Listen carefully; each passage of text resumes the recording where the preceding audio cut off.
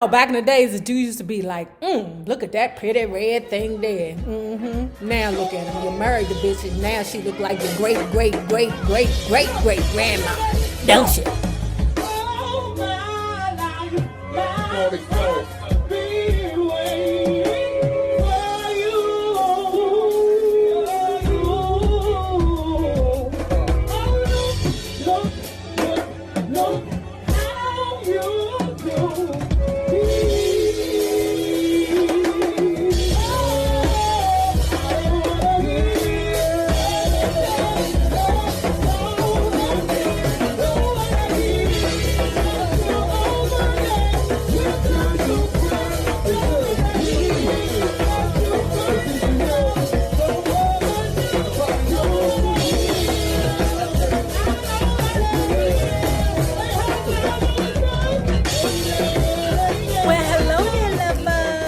Hello there, Bellas.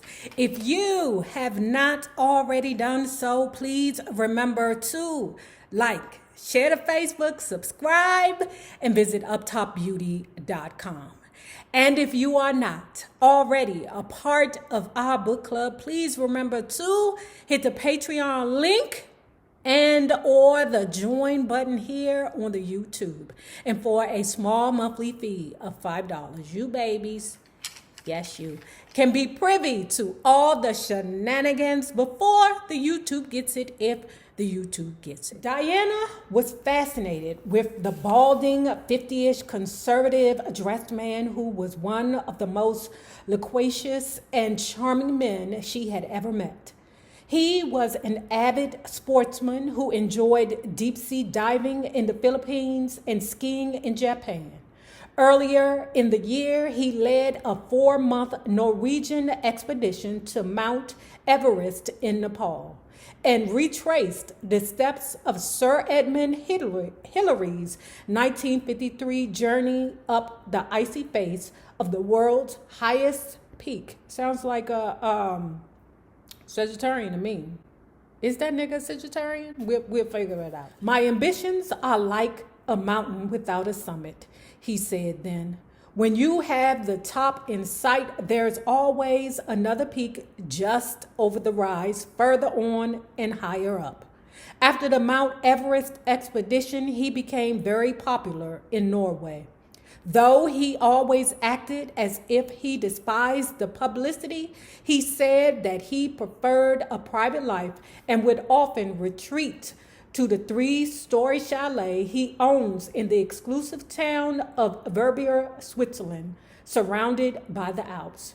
He also owns his own island, Taino, near Tahiti, a 370-acre paradise that he purchased in 1972, along with businessman Douglas Meyer, a friend from New Zealand. The island is near Marlon Brando's Isle of Territoria and was considered by Arne's friends to be, as one put it, his folly where he would go and have great fun with beautiful Tahitian women. Oh yeah, that nigga's a Sagittarius. Because you know they collect women, okay? Even if they shiz on you, steal your wallet, crash your car, screw your cousin. It don't matter to them. If a Sagittarian man puts you on the roster, you will belong to him forever. If he has some feelings about you now, girl, if he don't have no feelings for you, girl, you can't find that ninja, okay? But girl, otherwise you belong to them forever. Arne NÄss, 8 years older than Diana, was born in 1936. The only child of a German father, a doctor, and a Norwegian mother. He moved to Norway in 1945 at the age of 9 with his mother, Kiki. When his parents were divorced, Kiki, who dedicated herself to raising her children alone, took her maiden name back when she left Germany. The name of Arne's father, who had practically no influence on his son's upbringing, has never been publicly revealed. So he was picked on, right?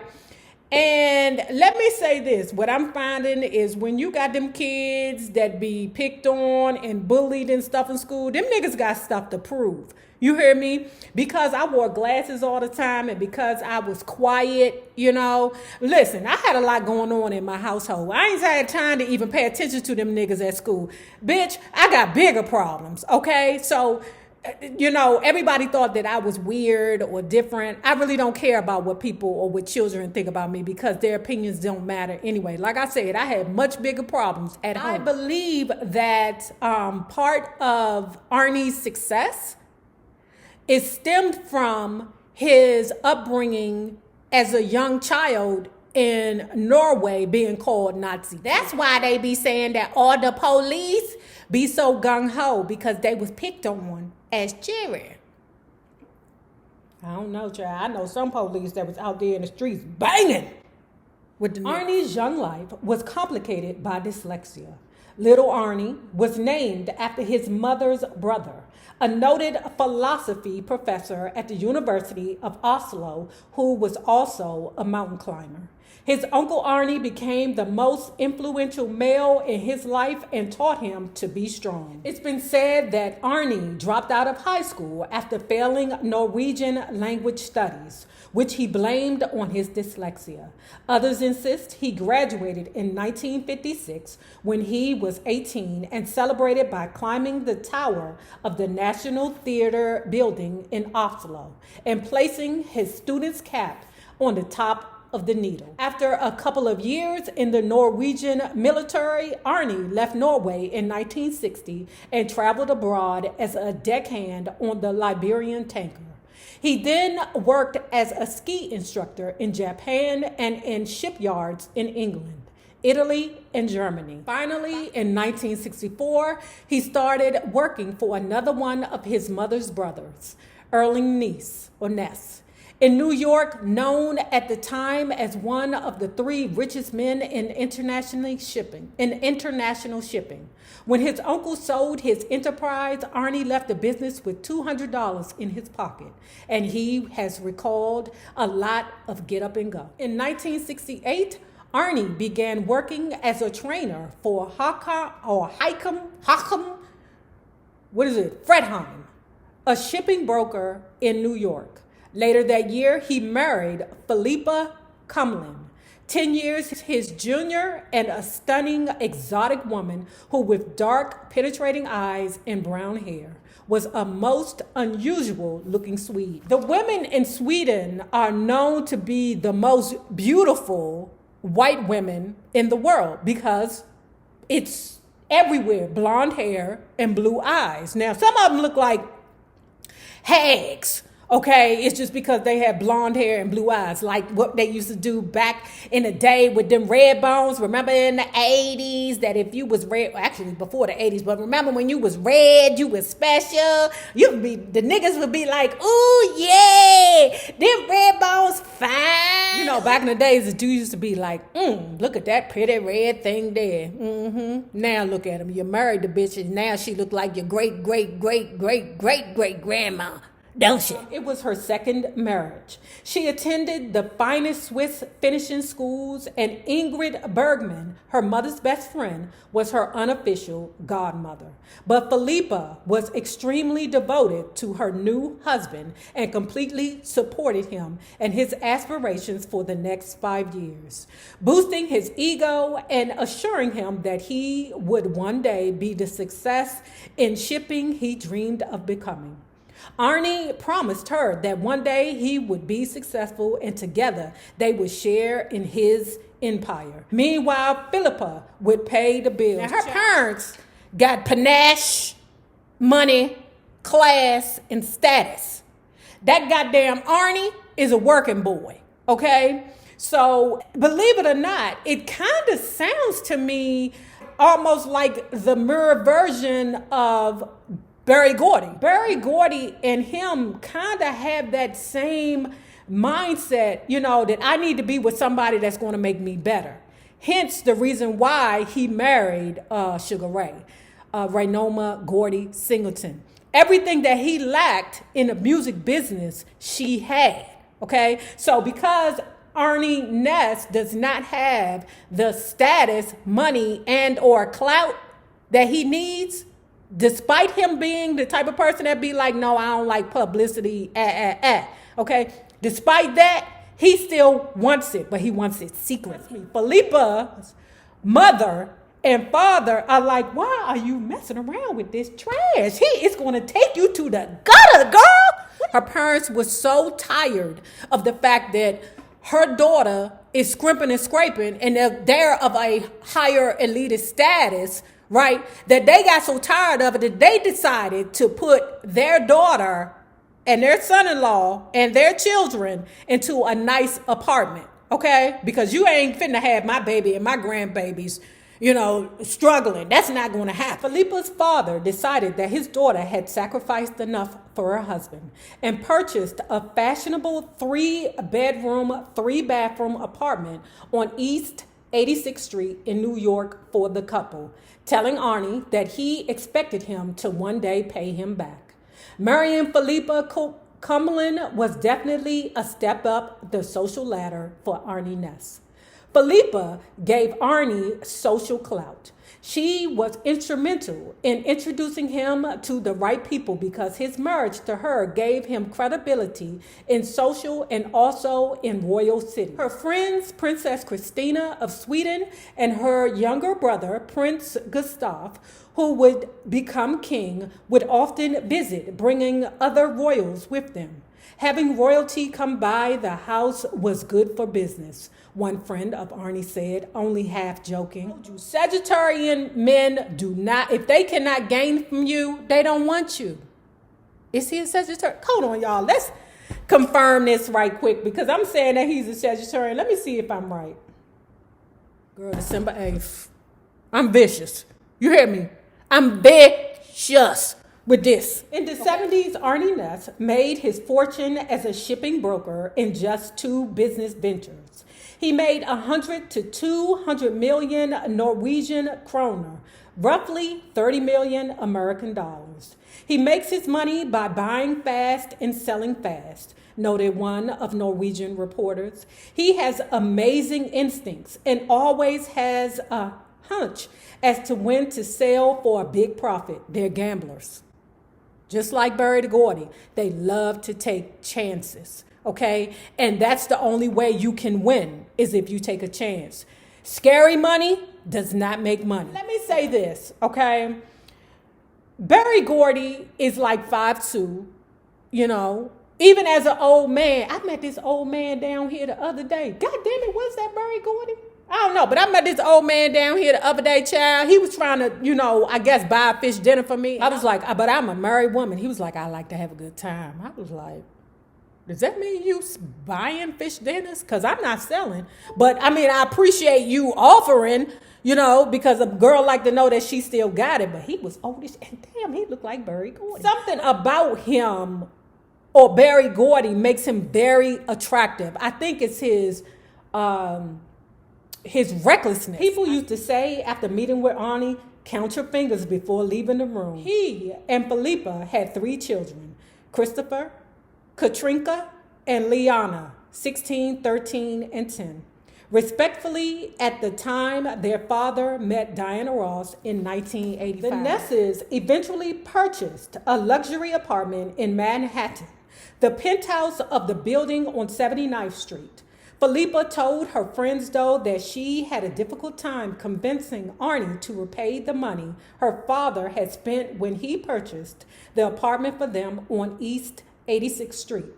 Finally, Arne relented and paid the loan back. Arne's probably thinking in his mind, I don't have to pay the grandfather back for putting a roof over his grandchildren and his daughter's head. I just live here. Whether she with me or not, he gonna take care of his daughter. Thank God he paid her back. But I'm sure it was plenty of nights of crying, begging, please don't make me look stupid to my father, Mr. Arne. Please, please. Tides are turning. Okay, now Arne is getting his paper, okay? He like, I love you. You the mother of my children. I married you, but it's money out there for me to make, okay? So now he getting in his head. Now he like, well, shit, yeah, you took care of me, but you was the dummy to do it. I mean, sorry for you. And now that his wealth is growing, now he's handing Philippa, his ass to kiss. Child, you know how them ninjas do. Apparently, according to close friends of Philippa's, the couple never had a formal divorce agreement. When she went to the Dominican Republic for a divorce, Philippa was left with the temporary separation agreement that provided her with what she considered just a small amount of money. The amount is unknown. Arne promised her that one day he would provide her with more of a financial and property settlement, so she put her career on hold in order to devote her time and attention to raising their 3 children. You know, Diana Ross ain't doing that shit. She ain't doing that. I love you, Mr. Arne. I love you. But bruh, you may be the Mr. Arne, but I'm the Diana Ross. Philippa, I mean, she changed her life for her man. But we have a tendency when we fall in love to put that person's happiness before ours. My wife ain't even me, child. I don't even know why I'm even saying that, because my wife can't even find her fucking shoes. She don't even know what her scrubs is. Okay? What she gonna do? Bring a new bitch in here and don't know where the damn scrubs is? I had to document my fortune to prove that I wouldn't be a burden to the country. Since I don't pay taxes, there are many people here who regard me as a parasite. Not a parasite. But he's not understanding that it's not for you, your family. You paying taxes for the culture, for everybody. Okay? That's what it is. It's not just about you and your family. It's about everybody. You know, I mean, but I get it. My children go to private school. Why the F I got to pay for public school education? My kids ain't going to public school. Okay, but you do ride the streets, don't you? You do, like to drive your luxury car and not have potholes and shit in the street, right? You do like to have the police just in the 911 just in case you kill over and, die. Arne continues to pay for the children's schooling, but Philippa's friends say that she has not gotten any money from her ex-husband in many years. And if ever a woman deserves half of her husband's wealth, it's Philippa, says one longtime friend. But because of Arne's shrewd business dealings, his ex-wife had no hope of ever finding NÆSS's wealth. Soon, Arne began showing up in the front row at her concerts in London, Stockholm, and Paris. Apparently, when he met Diana, he had been engaged to popular red-headed Norwegian state actress Mari Marsted, who was at the time in her late 20s. Marsted comes from a prominent family of Norwegian actors, and it is said she was very much in love with Arne. But when Diana came into his life, Arne was no longer interested in Mari or any other woman. You know why? Because to him, he met the woman that could take him where he could never go. Okay, we're going to elaborate on that more. Diana Ross could give Arne NÄss what he did not have and what he was intrigued by: international fame and Hollywood glamour. By merely dating a show business star, he would be considered daring. Marrying a black diva would bring him instant notoriety. The couple seemed to fall in love quickly, because remember that house I told you about that the dude, John somebody, was living in? The paralegal was living in? Oh, she sold that goddamn house, okay? She sold it. Somebody bought it for $1.75 million. She didn't get the $2 million, but she got $1.75. Okay, but I think it was a television producer by the name of James Barrow. Okay, he had bought the house for $1.75. Okay, that's crazy. But she was like, I got this rich man right here. Okay, I'm gonna travel the world with him. He's going to put me into property. We don't need me to have all these properties all over the place, because I don't want him to think that I'm going to run away and run to one of these properties. Diana suddenly became very protective of her romance with Arne. Or, as one friend put it, this was one man she didn't want to lose. She did not wish to answer questions about her new beau and did not like to have photographs of them appearing in newspapers and magazines. Not until she could be sure of how he felt about her and her fame. name. Of course, because she don't want to look like a goddamn fool like how she looked at like with the Ryan O'Neal. Okay? She said that broke fire mother. He ruined it for all the white men. Because I will never get with another white man unless he's rich. So in October 1985, that shit was very hectic for her. Let me tell you why. So let's see, October 21st, she was set to perform in Rome, but she was tripping. She was in her mood. And she wanted everybody in the audience to not come to her show in jeans and sweatsuits. Oh, no. I want everybody to wear gowns today. Bitches, you crazy? My wife bought me some tickets to see Donna Ross in Las Vegas for before the COVID became serious. Child, them tickets was like $400-something a piece. And you mean to tell me I can't go in there and wear what I want to wear? She was lunching. And while she was in Rome, she insisted that they drive her around Rome in a white Rolls Royce. If that ain't a diva, I don't know what it is. October 23rd, Diana and Arne were married at 8 p.m. at Blanche Eateries Madison Avenue office after all the employees left. Okay. What's funny is they denied it for a long time. Diana and Arne had the secret wedding ceremony for business reasons that are still unclear. But since the couple seemed determined to marry before the end of the year, their decision probably had to do with taxes. Likely Diana, as Arne, still insists he doesn't pay any taxes. Since Diana did not have the sensational wedding she had always dreamed of, she immediately began to plan one. The date was set for February 1st, 1986 in Switzerland. Arne decided to humor his new wife and go along with her idea for a second wedding, even though the fact that they were already married was not much of a secret anymore. The wedding would be spectacular, and the first on Diana's guest list was Michael Jackson. Many had felt that Jackson's fame had long eclipsed Diana's, and she must have realized that having him at the ceremony would be a major coup, and certainly help garner the kind of press she hoped the event would generate for her. She even considered asking Jackson to give her away. At any rate, Diana had noticed that Michael was acting particularly strange in recent years.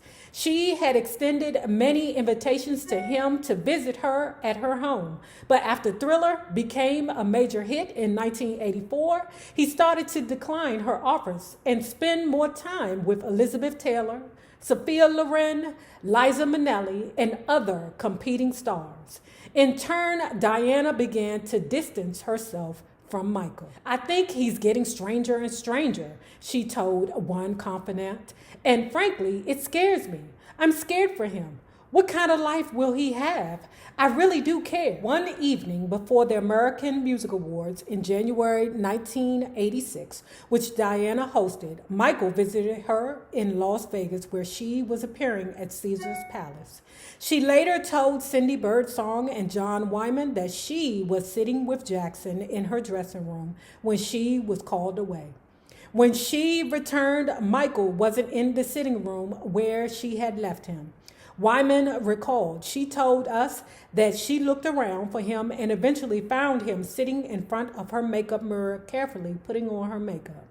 Slowly, methodically, he was transforming himself into the very image of Miss Ross. Michael, now you get out of my makeup, Diana scolded him. You just be you, she told Michael. Don't be me. Don't be anyone else. Be Michael Jackson, and you'll be a star. I guarantee it. But I just want to be like you, Diane, he told her. I want to thrill people the way that you do. Now, I don't know. You know, some people in the comments were saying they don't really believe the story where the book was saying that Michael Jackson had the chauffeur to call him Miss Ross. And, you know, it's a possibility that he was sitting at the table, you know, putting on makeup. Because, I mean, Michael Jackson does wear makeup. I mean, we knew that. We know that.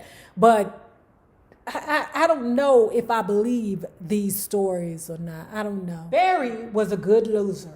He hosted a party for Diana and Arne at his Bel Air home to celebrate the upcoming wedding, a generous gesture. Barry would not, however, attend the wedding. Suzanne DePass Wood. Diana had always said that she intended to marry a wealthy man, just as her idol, Jackie Onassis, had married Aristotle Onassis. By 1985, Arne NÄss was said to be worth more than $100 million, but those reports of his wealth were exaggerated. He is a rich man, but not that rich.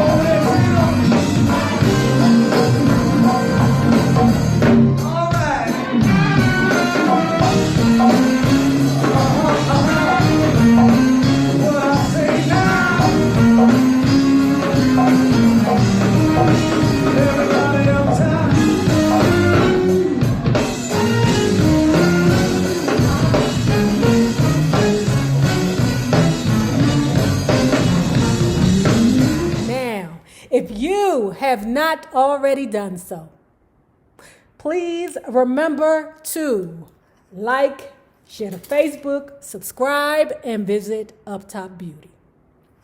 These bangles are on sale. Now, remember, the same people that you meet on the way up will always be the same people that you meet on the way down. My naysayers, my patron loves. You babies, have a good one. Get that booster, y'all.